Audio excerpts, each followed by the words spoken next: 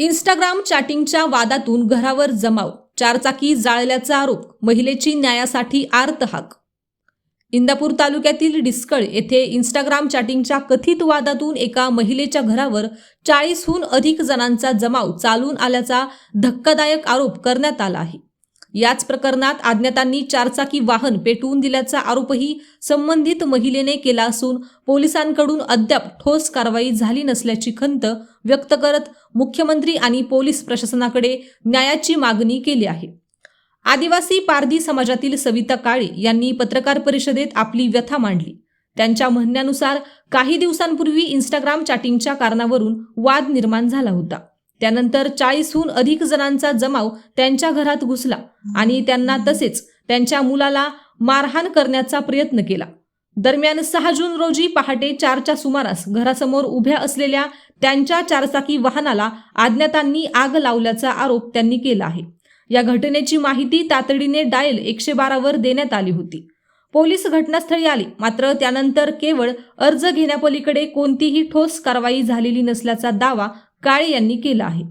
5 दिवस उलटूनही गुन्हा दाखल झाला नसल्याचा आरोप करत त्यांनी मुख्यमंत्री, उपमुख्यमंत्री आणि पोलीस अधीक्षकांकडे हस्तक्षेपाची मागणी केली आहे।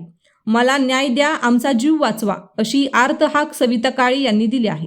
या प्रकरणामुळे डिस्कळ परिसरात खळबळ उडाली असून पोलीस प्रशासन याबाबत काय भूमिका घेते याकडे लक्ष लागले आहे। माझं नाव सविता उस्मान काळे, राहणार डिस्कळ, तालुका इंदापूर, जिल्हा पुणे।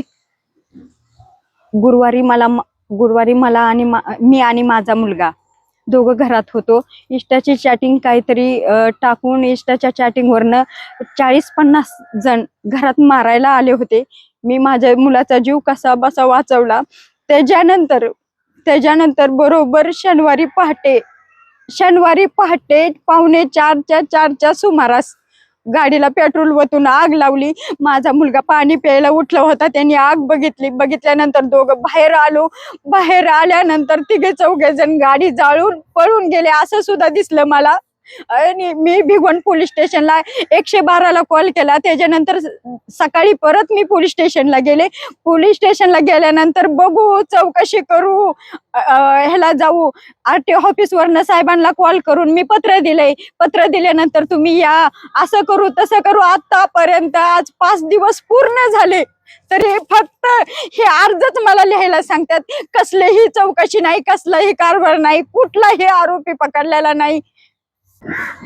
एवढीच मागणी साहेब फडणवीस साहेब, SP साहेबांना एवढीच मागणी। सुमित्राताई, एक बहिणीची कळकळ आहे, बहिणीला एक दया करून सांगते की गाडी ज्यांनी पेटवली ती आरोपी, माझ्या मुलावर अन्याय करायला मारायला आलेले ते आरोपी तेच होते, गाडी जाळणारे पण तेच होते।